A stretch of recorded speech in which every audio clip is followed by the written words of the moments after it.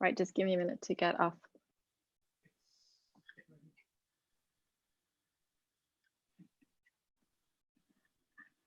Hi, everybody, and welcome to our event this evening on the rise of podcasting.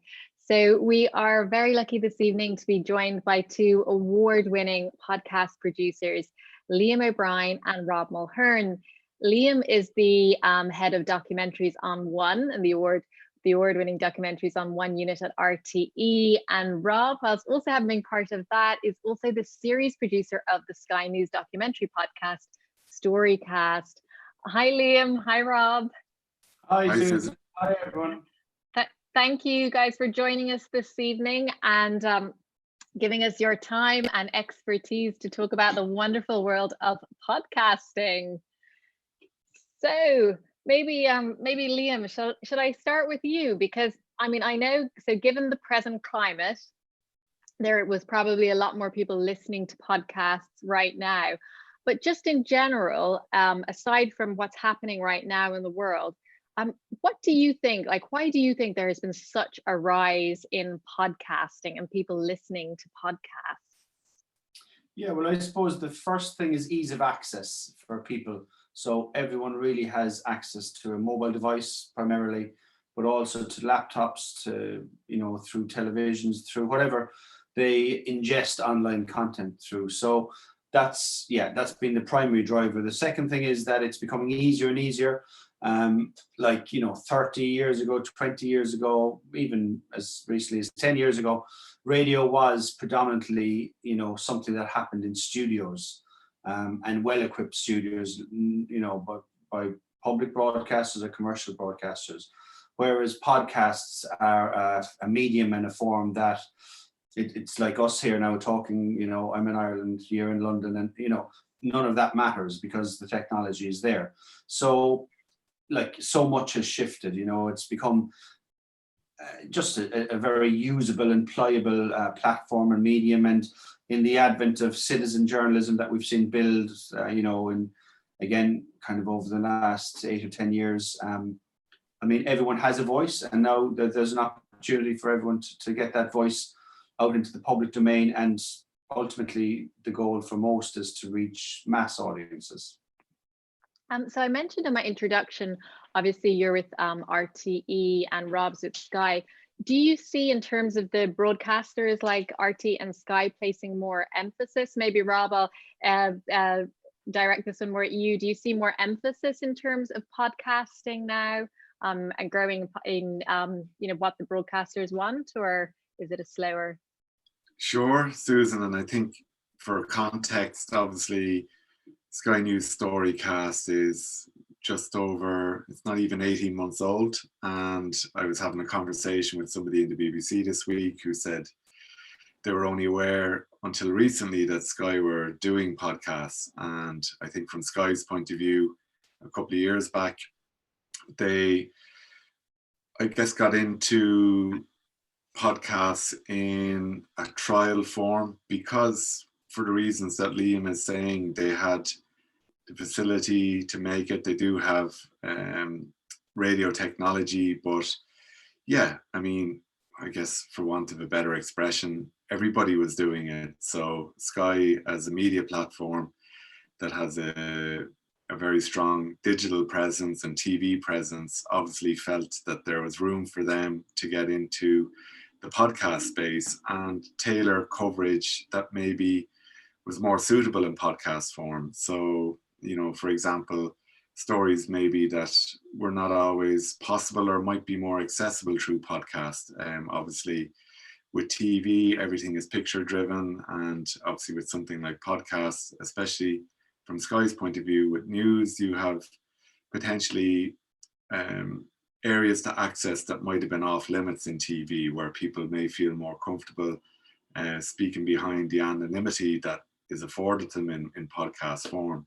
So it's for reasons like that. And I think also from Sky's point of view and from Sky News Storycast point of view, it was a new opportunity to tell stories in much longer form. Obviously, Sky News is known for doing short, 90-second to 2-minute TV visual pieces to air, and obviously in this form. Our last series was 6 episodes of 25 minutes duration, so probably the longest treatment of a story that Sky News have ever done, and podcasts allowed them the opportunity to do that. So does the time that it takes to create something like that, I mean, that must be very different to a regular Sky output, just the time that it takes to create something like that. Sure, absolutely, and I think that's the commitment. Obviously, and I'm sure, you know, anything is how long is a piece of string, and we've a series for our first 2 seasons with Sky Storycast, and we're making our 3rd season now at the moment. But I think there's a value, people see the value in time spent and research spent, and I guess on other mediums sometimes you have to throw a lot of that research and hard work away, whereas in podcast form, you know, people really enjoy living in the space once they get into a series, and they don't want you to leave out that detail and those things that you've spent a lot of time figuring out. You can craft and script them into the story, I guess, which is essentially what the area of podcasts I work in specializes in: scripted story, you know, tension driven plots, you know, with kind of multiple layers on it. Yeah. So Robin, we have lots of students here from University of West London tuned in. So I can imagine we're going to have lots of questions around how do you get into podcasting? How do you start podcasting? So I'm just reading here on Facebook, Beth has asked, how can we start a podcast, or where to start? Liam, I might direct this one towards you because you've been doing this for a long time. Would you have any advice on somebody on how to kind of get started in this area? I mean, it seems the most obvious advice, and oftentimes in this podcast space and in the space of story, sometimes the most obvious things are they're the most difficult things to deal with in a way, but not to try and give an honest but not smart response. Like, the only thing stopping you from making a podcast is you. That's the only thing. You know, you have the technology, it's right in your hand. If you have a phone, you have it. If you're on Facebook, you have it. If you have access to a digital medium, you have access to record your voice. And then there are a host of free softwares that you can do the very basics of sound editing, and like, something must start somewhere, you know. And to get, like, I'm at this 20 years. I mean, I'm still learning every day. I think Rob would find the same. That's the nature of what we do. New technologies come out, and also your view of story, and like Rob was saying, how you develop tension and dramaturgy, how stories unfold, story choices, all of those things change over time. I'm sure, you know, it's interesting to see at the moment, not to be diverting, but like, it's a time where people don't necessarily want dark news now. They don't want dark entertainment. So that might impinge on story choice. And so what's happening in the world right now will inform likely the podcast you're going to hear over the next year. And that's learning on the hoof and reacting. But I mean, to go back to the original question, it's just literally get stuck in, you know, and it's in the doing that you one, make mistakes, and two, that's where the real learning is. And it's literally just put it down. If it's a stream of consciousness, that's fine. It's to start, you know, playing with it. If you imagine it like a kind of a pliable, you know, you see how people with a clay pot, as they're making it, you can see them moving their hands up and down, and it's that kind of process. You need to learn how to feel a story and how to touch it and how to move it around the place, and where do you start and where do you end, and the only way you'll figure all that out is in actually doing it and just starting. Liam, something you mentioned a statistic there to me before we came on air around there's just a huge number of podcasts out there, but the actual number of podcasts that get a lot of listens is a lot smaller. So what do you think is the big difference? Like, so I mean, I should mention to everybody watching that Liam and Rob have recently been working with a series called the Nobodies Own. If anybody hasn't listened to it, I would really advise you to go and have a listen to this podcast series. It's really gripping stuff. But I think the last time I spoke, you had well over 1 million downloads of the podcast. So what's the difference? So how is it kind of breaking through? You know, what's the kind of essential ingredient, if you had to say one thing that the podcast has? If I had to say one thing, I would say consistency. That's really important. Okay. That, like, the podcast world is the same as any other digital consumption. So, like, if you go to Netflix, if you go to Game of Thrones on television or whatever, if you start to build something, you must be consistent in what you deliver. So it's the same in a podcast series. If you have a brilliant first episode and then it falls off a cliff for the next 7, I mean, how can you expect listeners to stay with you? And equally, if you do a second series, do you think they're then going to come back to you? So, like, consistency is the one, it is the single biggest factor, I would say. I mean, I don't know if Rob would have an alternative view or a differing one on that. No, I mean, I agree. It's nice to kind of be reminded of that as well, actually, because, you know, we're always preparing for, you know, future ideas. And I guess, especially in the current climate, there's some challenges in terms of trying to go out and record. And fortunately, there's a project we're working on at the minute. We've a lot of recordings done, but more to do. And of course, organizations want content as well. So you're in that space where, you know, there is challenges at the moment, but yeah, to be consistent, to maintain the standard that you set originally, and which we're kind of fortunate enough to get us into these jobs, into these positions. It's all really down to consistency and not being lazy. And I think every podcast documentary I've ever made, I think from the first one I made about 8 years ago, I think the same principle, you know, the same thing is in my head on each one I make, is that, you know, have I been lazy at any point along the way? You know, I'd often kind of ask myself that question, or whether it's logging the interviews or archive maybe that is available and I haven't checked it over. I guess, you know, there's no shortcuts really. It's just hard work. It's perspiration as well as consistency, I feel.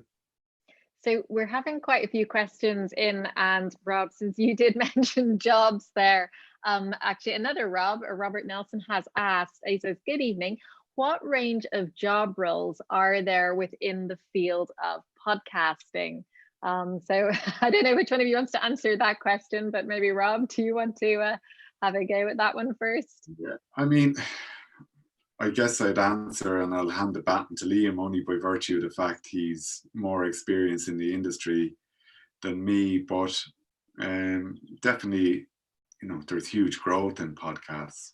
So by virtue of that fact, you know, there's job opportunities, you know, coming up. I would just be of a mind, you know, lots of people are doing them. I know people who are making podcasts with the Times, with the Evening Standard, you know, titles and media platforms that, you know, this time 2 or 3 years ago, nobody would associate with audio production. So I think by virtue of the fact that there's lots of people making stuff, you know, people are needed to make them. And the currency of any of those platforms is, like Liam says, story choice, good ideas, you know, willingness to work hard, just good ideas and energy often goes a long way, and the tenacity to see a project through. And I think probably better for Liam to take it from there. Yeah, I mean, there's a wide scope. I mean, I think, like, podcast isn't any different to film or television or radio or the wider media, in that there are a plethora of different types of jobs, and, for use of a better word, different levels of jobs. Like, for instance, I was in touch with Stitcher Radio yesterday, just on a project we're doing, and, like, I see, for instance, at the moment they have something like 20 jobs on the go, and as in job offers on the go, and they vary from things like an actual studio producer, somebody to come up with ideas, researcher. I mean, they're all the different types of of job opportunities that are out there. And arguably, as the podcast world figures out the commercial arm to it, and broadcast companies, both public and private, can see how it's kind of like what Rob had mentioned earlier. There's a sense of, if we don't do this, we're left out, and left out means left behind. And any media agency worth their salt, like the tenet, or the pulse of media is to be in the moment. It's to understand that this is what's going on in the world, and this is how people are consuming, and podcast is obviously in that. I mean, there's an irony in there, of course, in that we started podcasting in 2007. I think we published our first podcast. That's 13 years ago. It's taken a lot of time for the world to catch up, and it's really only in the last 3 years. And even now, you would say, if you look through any of the big data that's out there, it's like somewhere between, I think the UK is around 20% of people, 20 to 30% of people regularly podcast. So there's huge audiences yet to come on board, and yet to become available, essentially. So, I mean, to go back to the question about what jobs are there, there's any amount of jobs in a way, but like it goes back to the actual first question you asked too, Susan. How do you start a podcast? Like, if somebody is, for instance, pitching into us, and they themselves have already got up off their bum, not being lazy, put in the perspiration Rob was talking about, and actually tried, even though it mightn't be the most polished and all that kind of stuff, but that stuff goes so far. It goes so far that you have somebody who's willing to give it, put themselves forward and try. And then, I mean, that's how we all got into a position where you earn a full-time living from it. It's the doing of it, and those jobs will open up, I would say. I mean, so something I found really interesting around podcasting, I was interviewing Hank Green, one of the founders of VidCon, recently, and he was talking about how where some of his audience at one stage had gone down on YouTube, but that audience had been replaced with his podcasts on podcast mediums. And actually so if somebody was watching a 5-10 minute video with him on YouTube, they were now listening to 45-minute podcasts of his. So it's a lot more time people are giving to podcasts. Now, one of the benefits he did say about this is that because it's a much longer format, it's a lot harder to be taken out of context. Whereas when you put up a 3-minute video, your words can be misconstrued a lot easier. So how do you find that in terms of creating these documentaries? How are you keeping people's attention for this amount of time? Yeah, I mean, it's interesting in that I think there's something about the psychology behind that, in that, like, when we see something visually, you really want to be stimulated in a number of different ways. You want to be visually stimulated, and then you want the factual or fictional, whatever the information is in there, that then you want as well. And we've got used to that being a very immediate thing.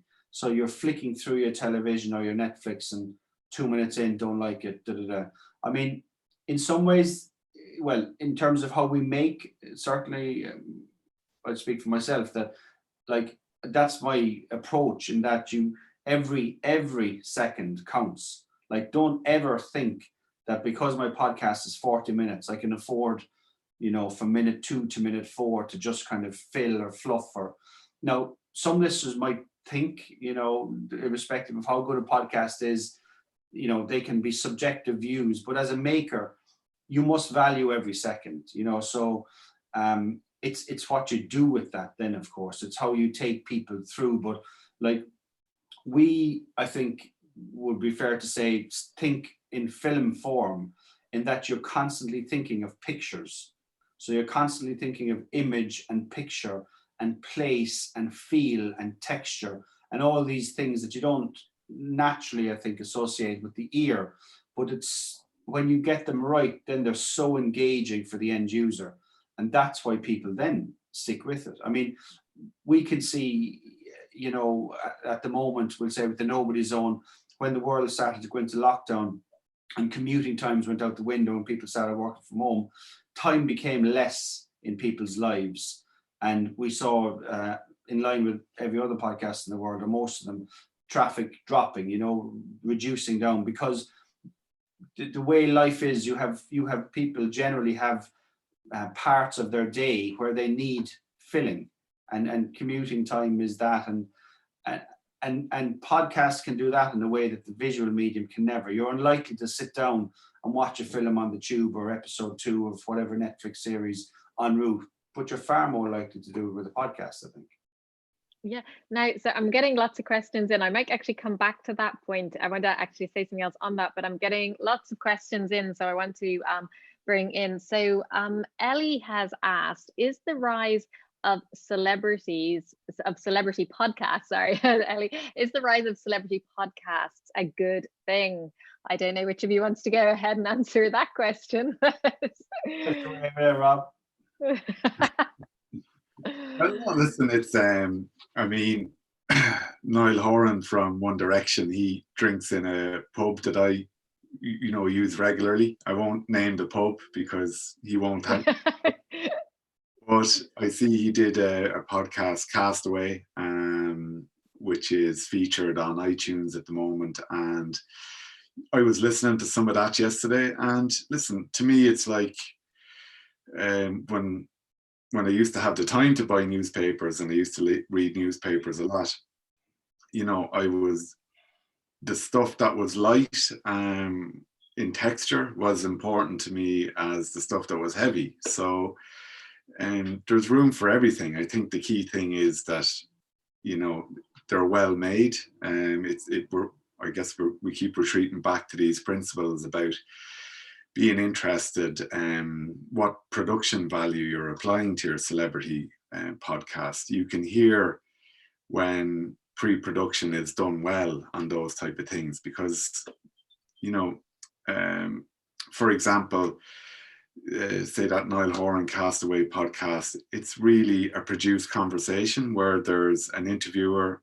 and there's Niall, and they're asking a series of questions, but there's much more to it than that. There's thinking that has been done, second guessing what the questions are, editing, moving things around, as Liam says. So a lot of the fundamental principles of story, you know, it still needs a start, beginning, and an end. It has to end on a satisfactory note. So listen, I think, of course, there's room. It just needs to be well made. It may not be for everyone, but the beauty of podcasts is there is room for all those genres. So just like starting at the back of a newspaper because you're into sport and working your way to the front, you can do the same with podcasts. It's whatever you're having yourself. Fantastic. The choice is so wide now, you know. I mean, there's upwards of 1 million different podcast feeds available to everybody. Of course, that's the other thing, like irrespective of where you live, your competition is the same largely because it's a global market. But I mean, in terms of the celebrity thing, I would say that the reason for engagement in a podcast is a unique selling point. It's something that you can get in that podcast that you can't get in all the other almost million podcasts. So if that's a celebrity, well, there's going to be a value to that. And they come with lots of followers and all that kind of stuff. And if that's what you're into, as Rob said, that's what you're into. I mean, in a way, that's why the world of podcasting has grown exponentially. I mean, particularly in the last 12 months, I think it's seen something like a 30% rise in terms of what's being published. And if you break that down into a week or a day, I mean, that's like, you know, it's in the order of 6,000 new podcast shows per week, 1,000 a day, like brand new, like that's huge amount of content. But in there's something for everyone. But it's trying to get your way out of that melee and try to stand out from the crowd and get your big figures. Like, it's only 1% of all podcasts in the world get above 36,000 downloads. Just 1%. So like 50% of podcasts get less than a couple of hundred. So like, because the numbers are so big, it's a huge labyrinth in many ways, and you can get lost. So if you have anything like a celebrity, they wouldn't do it for me personally, but they do for many other people. So you use what you have. Yeah, that's so I'm getting again lots of questions here, guys. Sonia has asked, how would I put a podcast series on Spotify? I don't know, would maybe Liam, would you like to answer that? Just literally how you put it up there, I think, is the Yeah, I mean, question. it's literally a very physical thing. I mean, you could do it in Spotify, you can do it in Acast. It depends where you want to put it and why you want to put it. I mean, what I would say is that where we put our content is wherever the users are. So Spotify is only one of those places. So you've iTunes, you've Castbox, there's so many nowadays, you know. But generally, if you're starting off, there's a small subscription fee for Spotify or for Acast or Podimo or whatever kind of podcast provided. But it's so simple nowadays. It's literally, you upload an MP3, you add in a description, you have a very good image. That's another key thing with podcasts is, you know, because you have a singular image largely associated with it, it's really important to get that right. Because that, you know, as people swipe through hundreds of podcasts, it might be the image that catches their eye. So it's about that, but it's literally just upload your audio, push it out to the world. The description is the other thing that we place huge emphasis on. Like, how you describe your podcast, generally kind of 350 characters. We treat that as your front page news headline, you know. And if that reads badly, why would you expect somebody to then delve into the audio? As a general rule of thumb, I would say good podcast descriptions should ask a question which the audio then answers. So you're invoking engagement. That's the premise. Okay, that's fantastic. Thank you. So remember, Sonia, good picture and really work on the description. And it's as simple as uploading an MP3. Okay, thank you for that question, Sonia, and thank you, Liam, for answering. So Abby has asked, how do you separate yourself from so many other podcasters streaming similar content? Great question, Abby. So Liam? Yeah, I mean, like, the first thing I would say to Abby is, if you're making it, Abby, you're the first thing that is going to make that different from, say, a podcast that Rob would produce or I would produce. It's you.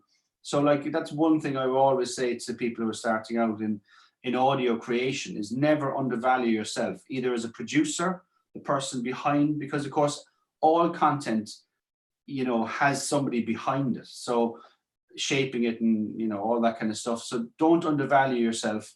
And so you're the very first thing. And the second thing is, there are always, like, if you're saying that there's similar content out there, I would be sitting down and I would be saying, okay, here's 20 podcasts that they're kind of doing the same thing I'm doing. What is it that none of them are doing that I can do? And it might only be a small thing, but that small thing can become a big thing. Because we often, like, if you were to whittle down all of our stories, like how you approach it, like our most recent one, the Nobodies Own, like, that's almost 4 hours of a story. And the description on it is about 20 words. It's 2 sentences. And so it's a small idea in a way that becomes this much bigger thing. And so that's back to the point that I think Abby was the lady asking, that, you know, if that's how you separate yourself out. You pick out one small detail and build on that. And that becomes your kind of fingerprint that no one else can do.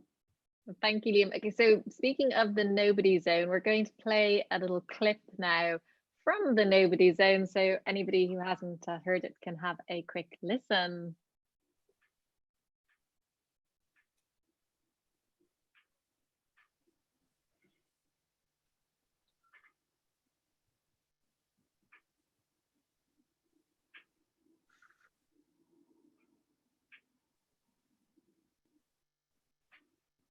I'm not hearing anything.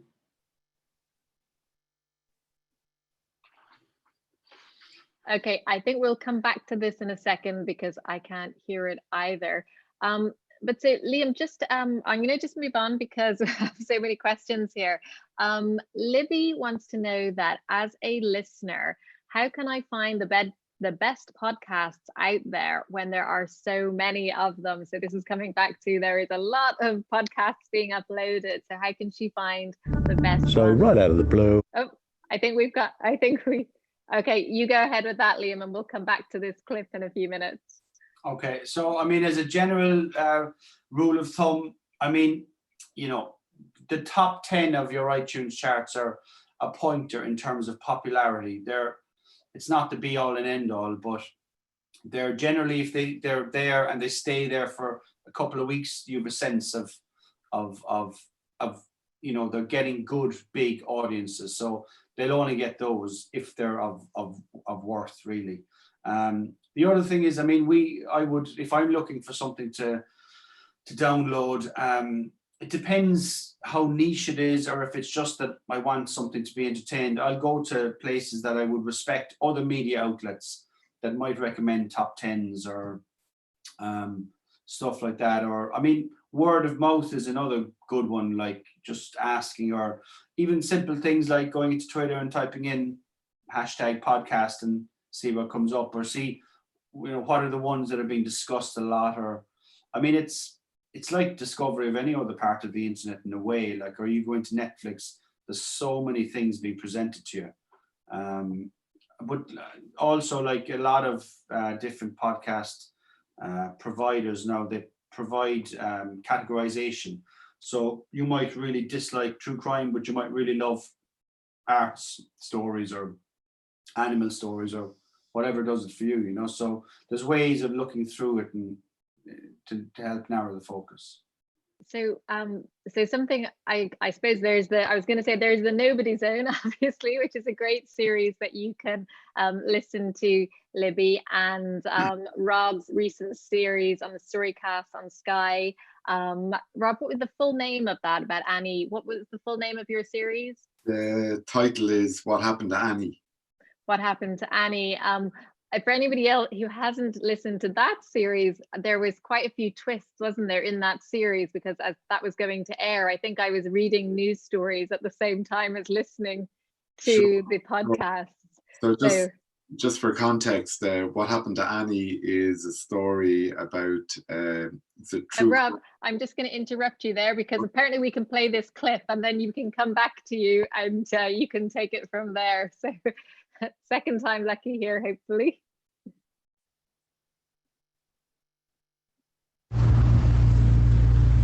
On the 4th of December 2005, the body of a blonde 30-year-old woman was discovered on Prestwick Beach in Scotland. For a split second he was thinking, there is a girl there sunbathing. And then directly he understood that that's not possible, that something else has happened here. She's identified as Annie Börjesson from Sweden, and her family are told Annie died as a result of suicide. Only Annie's mother, Guya, didn't understand. She had her passport with her, so she was on her way home. Why didn't she board her flight at Prestwick Airport? And why was her body and passport subsequently found on a desolate beach half a mile away?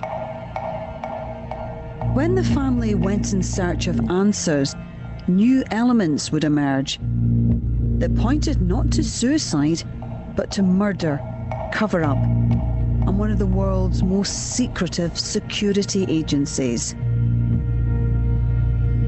From Sky News Storycast, What Happened to Annie? Subscribe now.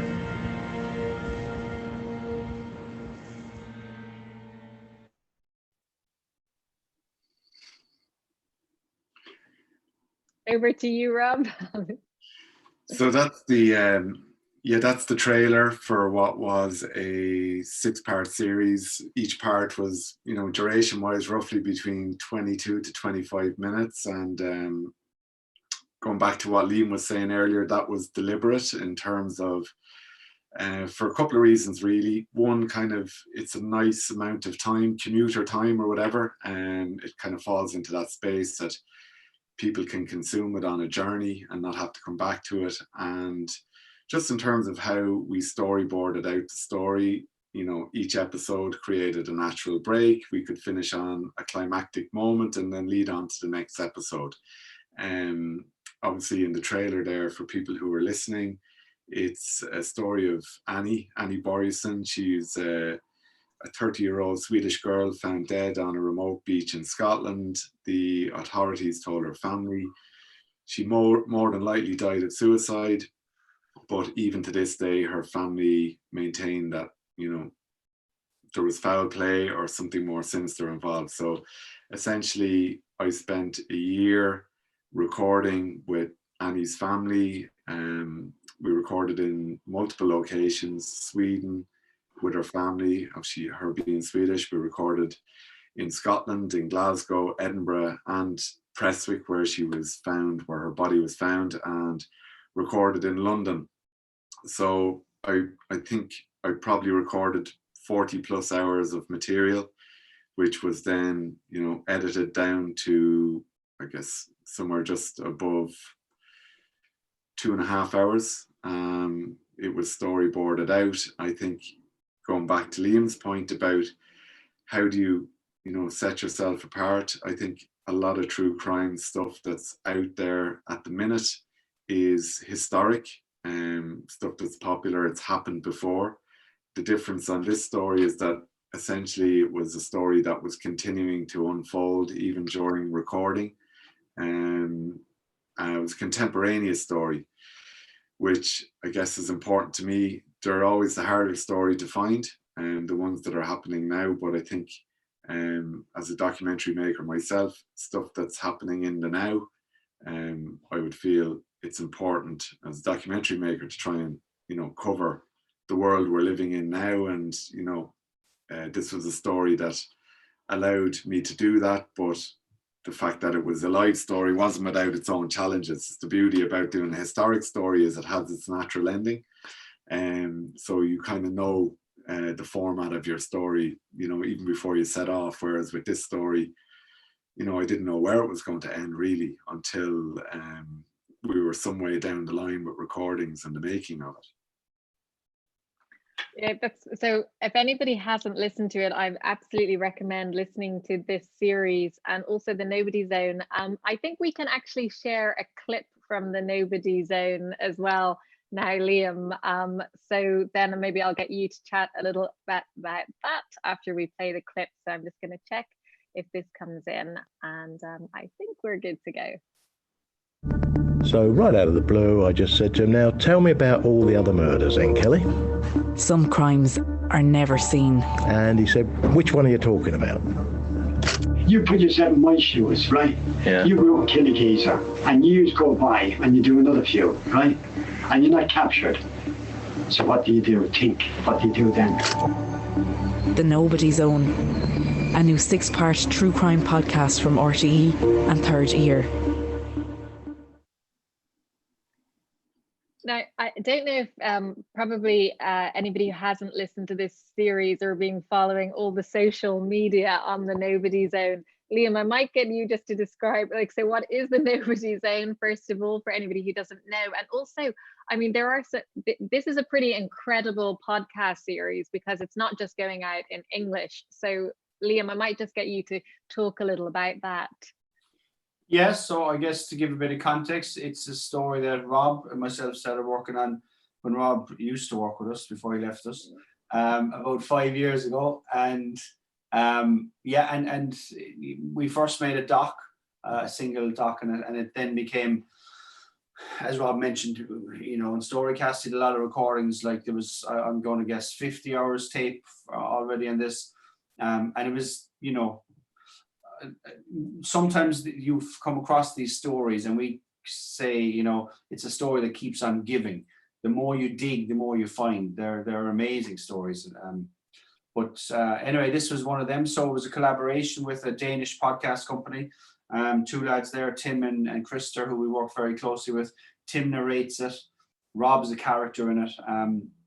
And yeah, it's been a labor of love in many ways. And yeah, it was great to get it out. And one of the things we were trying to do with it is is again, try to, I mean, it's back to one of those earlier questions about what sets you apart. So we wanted to try new opportunities with this. So for instance, there's an audio cinema version of the entire podcast on YouTube, so you can watch and read it.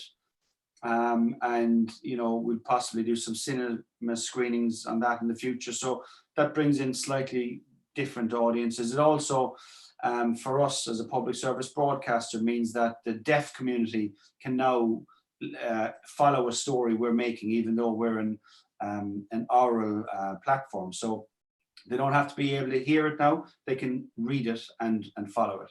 So that was great. We also, it's in 5 languages. So it's bilingual versions in Irish. So what I mean by bilingual is the narration is in the narrative language changes, and the English actuality, as we would call it, remains the same. So it's in Irish, Danish. The German version is going online next week, and the Spanish one is following a couple of weeks after. And we've had, because we've done that, then we've had approaches from other places, myriad of different places for other language versions. So it's kind of like, it's hardly revolutionary, but just when you plant the seed of doing something slightly different, then other people react to that. And so yeah, it's worked out great. What I find fascinating with this, as some of the students watching who might be filmmaking students might not be as aware of, is that this is a podcast series, but I believe it's had offers to be turned into a film series as well, has it? Yeah, so it's already been commissioned for a TV doc, and there is, I think it's 9 or 10 film offers in from the US and UK and Ireland, and in a way, like, it's not surprising that film comes in out of audio, because if you execute your stories correctly in audio or oral form, like, they should be filmic, they should be scene driven. You should be seeing things as you're listening, and when you're seeing things, then you're connected as a listener. And of course, as filmmakers, that's what you're trying to present. You're trying to articulate the scenes, whereas in a way, audio is trying to paint them or suggest them, or give an outline to them, but you fill in the detail yourself as a listener. So I mean, to me, podcasting or audio storytelling and visual storytelling, there's no difference. There's different platforms, but that's it. I mean, a good story told in a good way can be just as enjoyable on either platform. Yeah, and I think it's just really interesting for students to think about that sometimes podcasting could be it's one way into a storytelling art form, and it can develop into lots of different forms. So I think that's something to think about in terms of podcasting. It's not always the end, it's the maybe start of a journey as well. And the same, Rob, has the same thing has happened for Annie in terms of film interest, Rob. Yeah, there's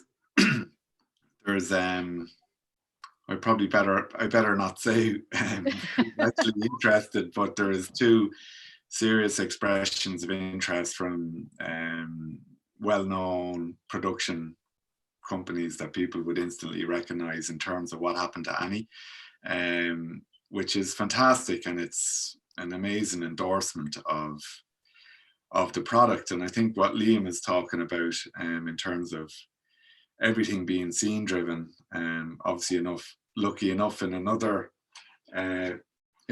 job role, I used to work with the guys on the doc on one, and obviously that principle of building audio stories using scenes. People might be listening to myself and Liam saying we recorded 40-50 plus hours of audio to make 2.5 hours of production, but it's and it's a conversation I had with some of the guys down in Skye recently. It's how people think about what they're recording. I mean, it's probably stating the obvious to me, but it's we're recording long before we meet the person we're going to record with. We're recording on the train, while we're on our way to meet that person. We're recording as we walk up to the door to catch the moment they're opening the door or whatever, the gravel underneath your foot as you're walking up the driveway, and all the kind of actuality that goes on outside of the direct conversations, the direct interview. It's that texture that, you know, allows you to script scene and weave a thread between scenes, so scenes build your story. And Liam would be has much more experience in building story that way than I do. Yeah, I mean, I think ultimately, like for people who might be listening into this and who've never made a podcast, I mean, when we talk about scenes, really what we're talking about is being in the moment. So if something happens, you're there, it's live, for use of a better word. And when you're in a moment,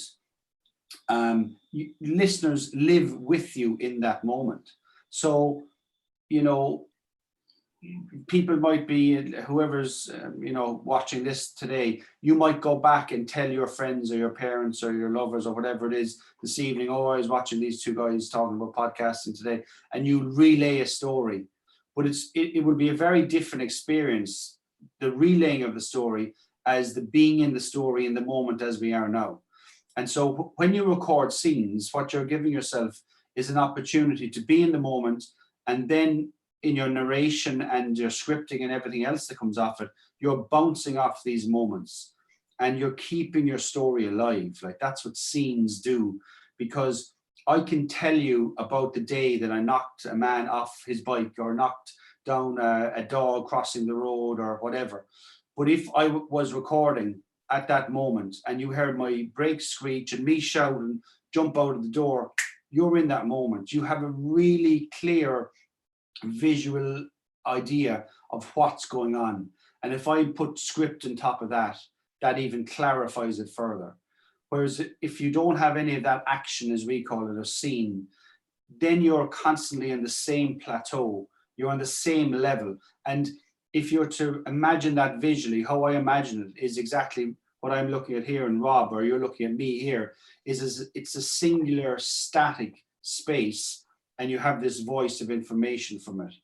But once you have scenes, the background behind me is changing all the time. And you're in a film, and even though it's audio, so it's about movement of story and authentication and all that stuff. So Robert Nelson has asked here, Liam, you might be the person to start with this one, because it's about pitching, because Liam gets a lot of things pitched in all the time. If I had made podcasts, could I pitch them to radio stations or companies to get them picked up, in inverted commas, or how do I get my stories heard by example companies that you have worked for or with? Thank you, Robert, for the question. I would say there's two different ways. The first way is sometimes broadcasters don't want to be delivered a product. So, for instance, Robert might have the seed of a brilliant idea, but he may need some help in doing it, and it may be of a benefit to the story. If, for instance, he approached somebody who is in the business of making podcasts, and then they do it together. That's generally how we work. Alternatively, you can try a story yourself, obviously enough, and see what you can do with it. But I mean, I think it's my experience is that people, like most media broadcasters, don't see themselves as simply publishers. So they're not going to just take someone else's work and publish it. Like, somewhere in there in the mix, they'll want to bring their approach, their flavor, their standards, all those kind of things to it. Like, so, I mean, Rob, maybe you'd have a different view. Yeah, I mean, I guess essentially my background, going back the ways, as a journalist, and in many respects, even though I'm like series podcast producer now, I still might see myself as a journalist, but a journalist who's producing content for podcasts. And then, like, how I got into documentary podcast, there's even a backstory to that. It was how I got into radio first. Was just really cutting short packages on a Zoom mic, which you can pick up for a couple of £100. which is decent enough. It's a Zoom H2N. I need to clarify that name, actually. I can send it on to you after. But essentially, I was recording audio from the London riots and, putting kind of some script to it and sending it to radio stations in Ireland who needed content and needed, like, I guess it's serving a need. And at that time, that was a big story and people wanted content. And it obviously took me ages to turn around a 2-minute piece then, because I was learning, but it was just really spending the time on it and upskilling as I went. And I guess I graduated from doing short podcast pieces to long form documentaries, and that was from pitching into RT's documentary on One Unit with a Good Idea. It got commissioned, I made it, but I would still see making a 2 to 3 minute package, the simple principles as being the same as making, a 25 or a 40 minute, singular documentary or an episode. They all need to tell a story, and they're just varying lengths of string. They all have a start, middle, and end. I think you have to be creative. I think you have to be really interested in the first instance and really want to do it.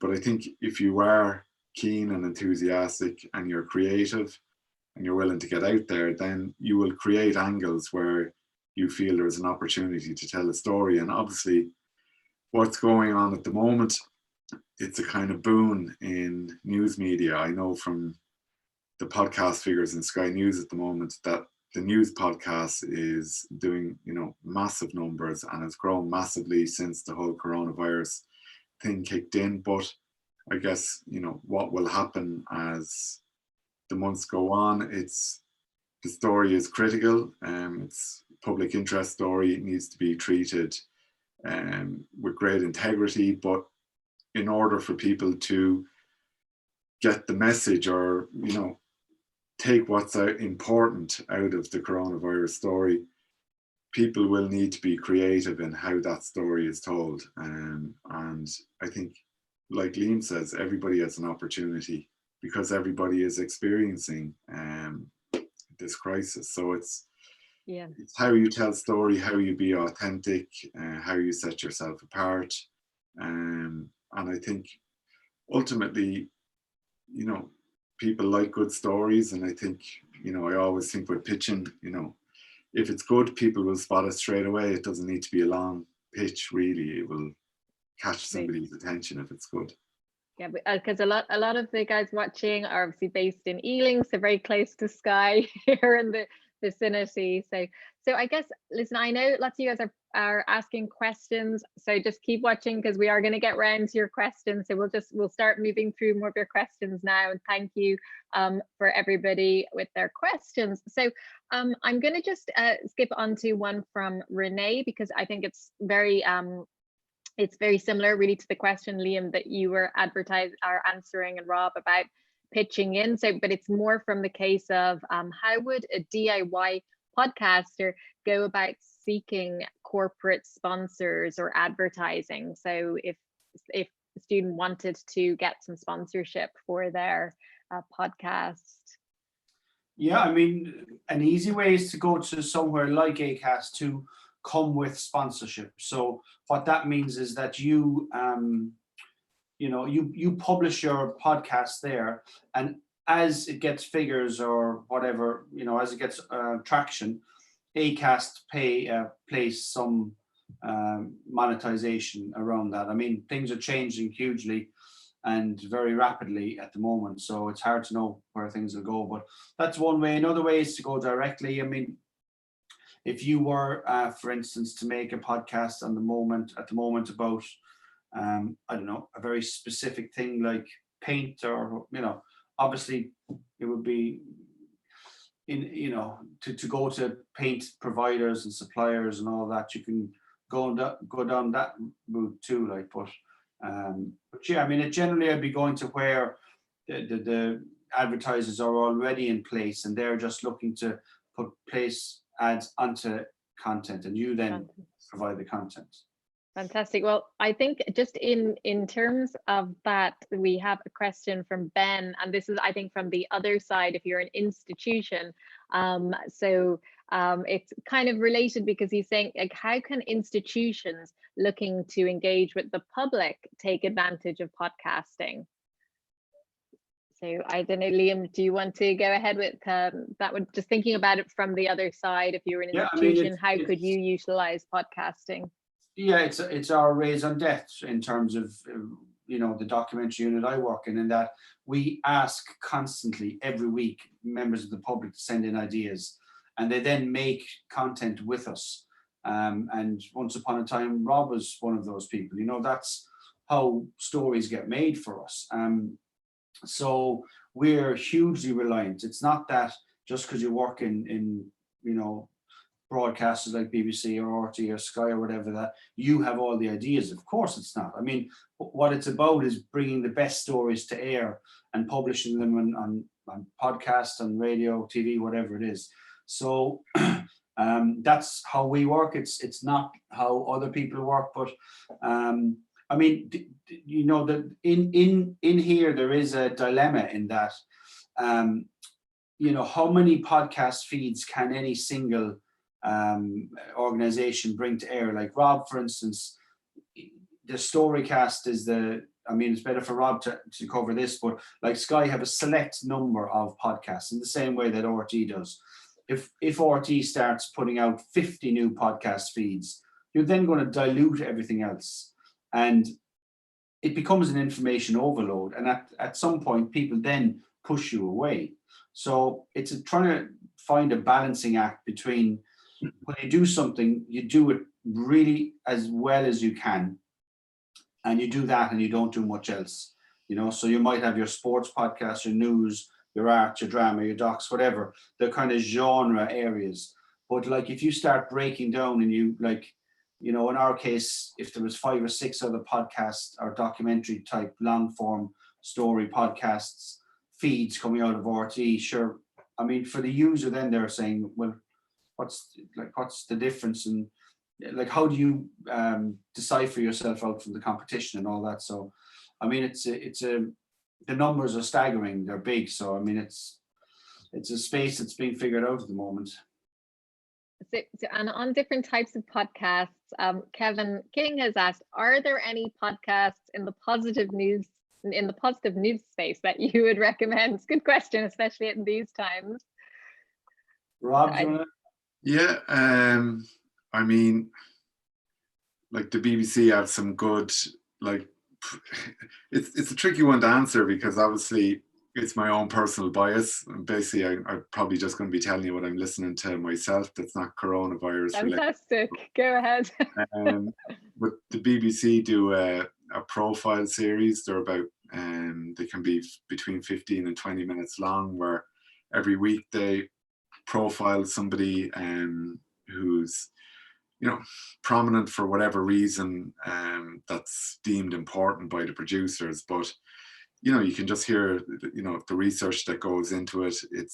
They're very well written, and obviously the color changes week to week. So one week it can be Jurgen Klopp, and the next week it could be Michael Gove. So there's a kind of differing flavor.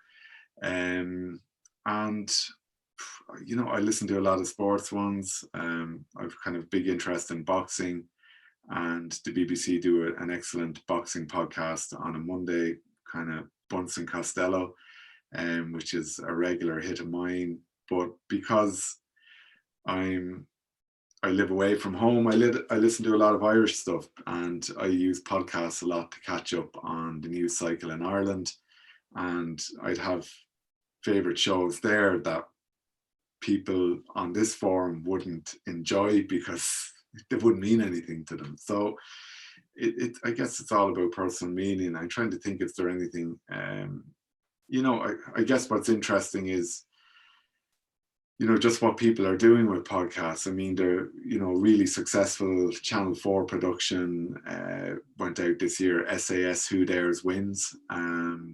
and does amazing numbers on TV, but they then piggyback off that with a podcast of like additional material, people who were in the latest show talking about their experience. And I find that stuff great because obviously I really enjoyed that show. And if I'm looking for an easy listen and I want more of it, I can go into that podcast space and get a different conversation about it.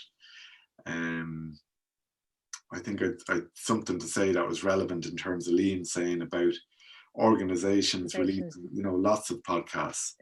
Yeah. And I think it's kind of playing to your strengths. And again, we're repeating ourselves now, but definitely with Sky, the ones that are doing well are the Daily, which is a news podcast which goes out in the afternoon after the press conferences, after the daily press conference that the government gives at the moment, and an entertainment podcast called Backstage. And obviously they're very fortunate in that there's a huge amount of knowledge in the building that can kind of serve those platforms, and they're just kind of trying to bottom out those resources because that's what they have that's special, and it's just making a virtue of that.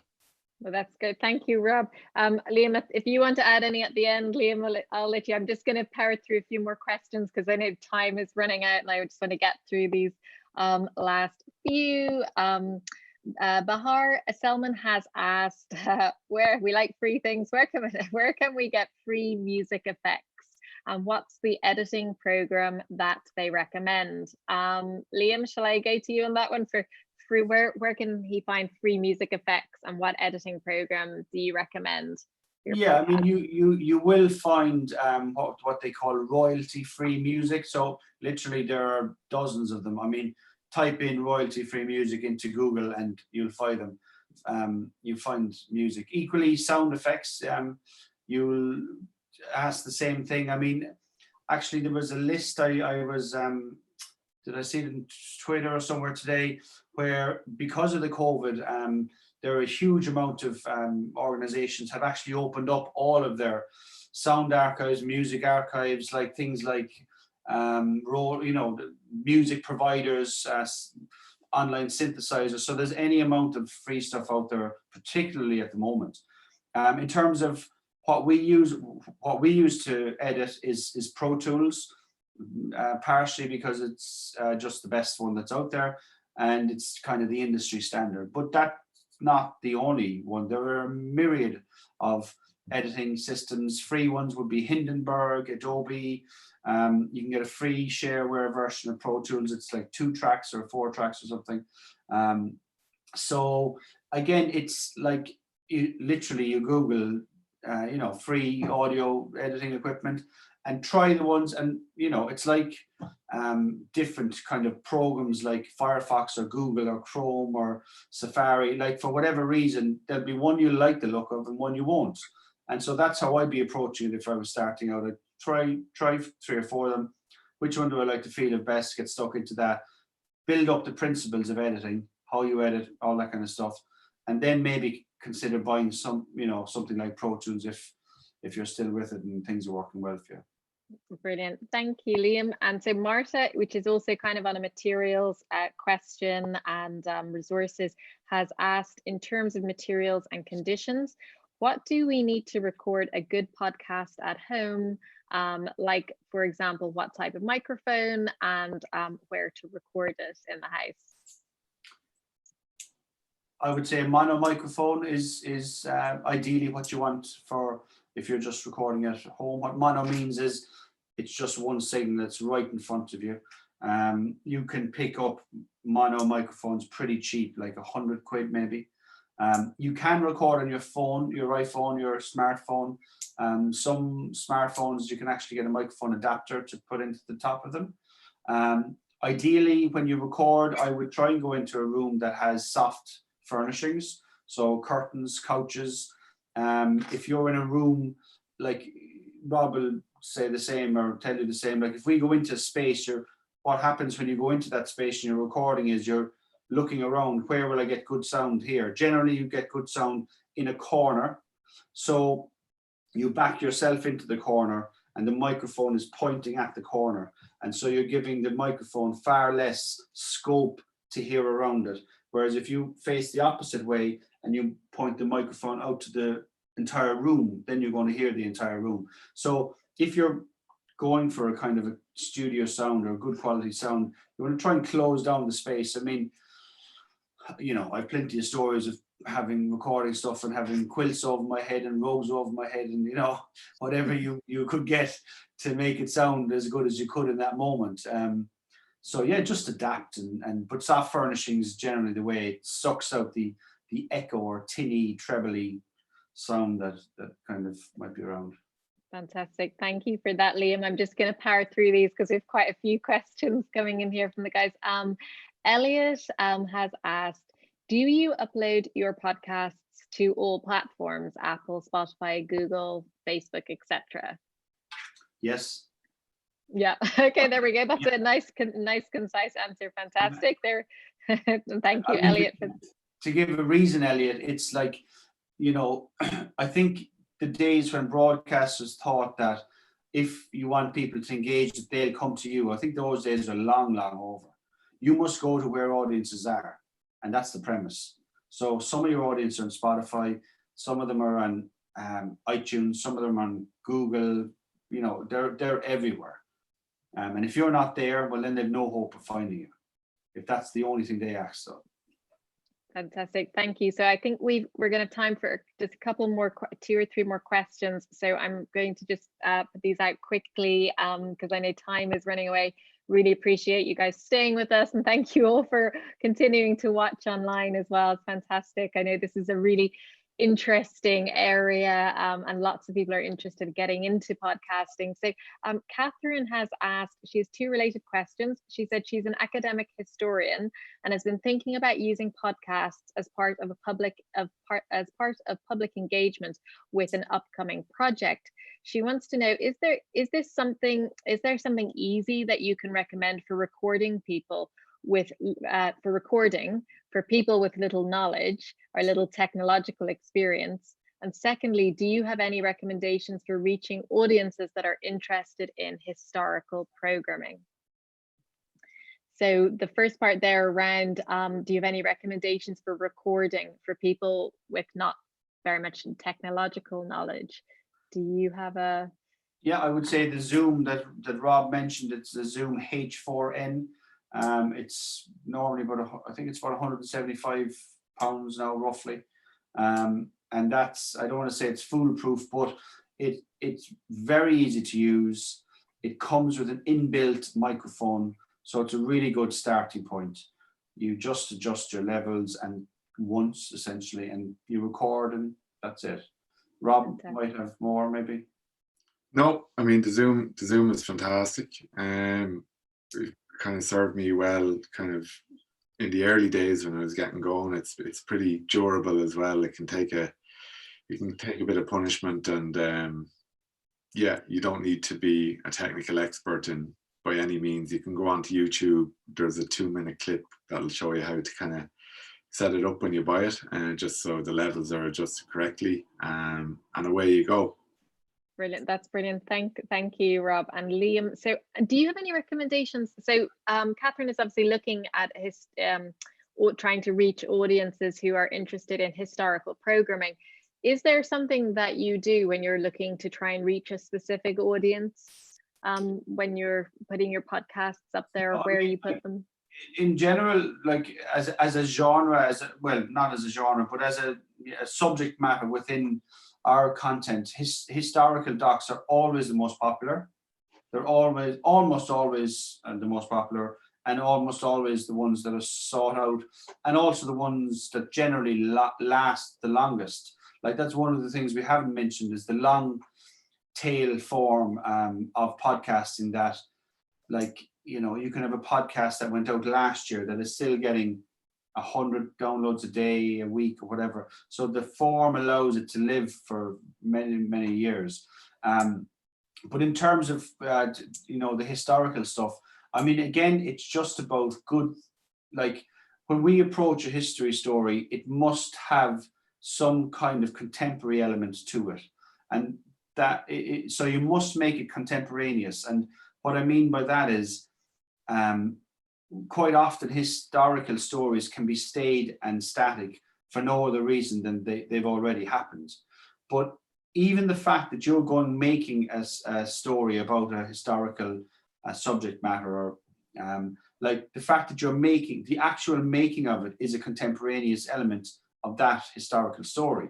So it's just to be aware that you can include, like, you're going to find new things out potentially for you on the way, even though it's a historical story. So it's about using the arsenal of things available to you. And I think, in, again, a very sweeping term, but in general terms, the best stories always have a mix of past and present. You know, if they're one or the other, they're not as deep. They don't have as many layers. Like, present, you're living something, and past gives you context in which to live it. So, you know, if I'm recording a documentary about a guy who's running a marathon, if I know that guy survived cancer 3 years previous, his past, that's going to completely change how I engage with it then as a listen, or approach it as a story. Similarly, so if you're looking at a historical story and the person looking at it is a far-flung relation or someone who's given their life over to this subject matter, that then brings a completely different texture and hue to a story that might otherwise have been staid and static. So it's about mixing, you know, and timelines give you tension. Can I just jump in there, Liam, because I think this might not just be relevant to Catherine, because obviously we've spoken a lot about, you know, developing multi-layered, you know, documentary stories with plots and all the rest of it. But I don't know, say for example, Catherine was affiliated with a museum for steam engines or something specific like that. And they already have an apparatus in place where, you know, they've an e-note that goes out to people who are interested in the museum. You know, there could be an opportunity there to, you know, pick, you know, 5 or 6 objects or old artifacts from the museum and get somebody who has a knowledge about, you know, that particular steam engine or whatever, just to talk about that. And she would record that conversation and research it. And then she could create a little series about that. And, you know, by extension, I worked with a guy before who worked at Lord's Cricket Ground, and he started a podcast of famous people who play cricket at Lord's, and just a series of conversation. And obviously Lord's have an email list, so there was a natural audience that could be where these podcasts could be advertised to people, and he would have recorded stuff like that in the Zoom. So I guess it just goes back to being kind of specific with what you're associated with and looking for opportunity there. It doesn't all have to be, you know, 6-part series that take a year to record. That's fantastic. Yeah, sorry, I just think that it's a long time, and I think probably when people are listening, it's not always as evident how long something like that can take. But listen, I really appreciate you both staying on here for so long, because I know we're actually going longer than we expected. But thank you everybody for all your questions coming in. So we're just going to have 2 more questions. It's from Libby and Ruth, and then we're going to have to finish this up because we have gone over time. But so Libby's question is around the crossover between podcasts and things like Netflix. She wants to know, how do you both see this changing over the next few years, about what is the crossover between podcasts and things like Netflix? I think in general terms, I think the film industry are looking more and more towards podcasting for ideas, because in many ways it's the perfect opportunity for them, like and you know, video on demand, like Netflix, in that what they can see is they can see stories that were tried out in a different medium, in a different platform, that got engagement, that got response.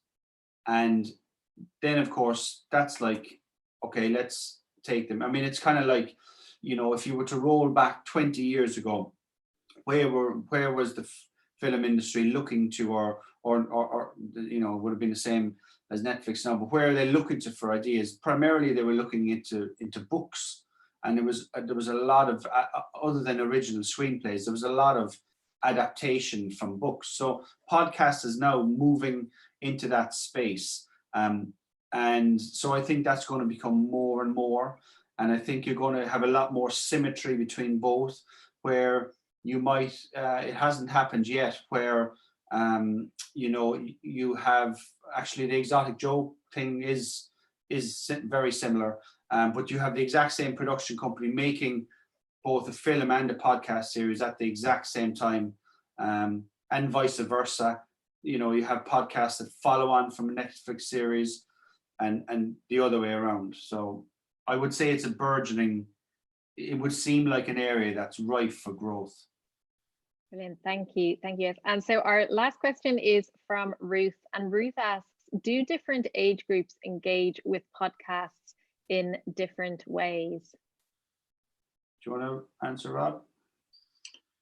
I mean, my answer to that would be more anecdotal. Liam might more have data to kind of back it up, but I think obviously smartphones have changed how people consume podcasts. So obviously by virtue of that fact, you know, I guess you would say pretty much everybody has a smartphone now, but you know, a lot of people who are senior in years arguably don't, or maybe don't have a mobile phone. So there is still that huge audience out there that aren't accessing podcasts. And, you know, I would even have a couple of friends at home my age who, you know, one or two of them may not have actually ever listened to a podcast, even though they do have a smartphone.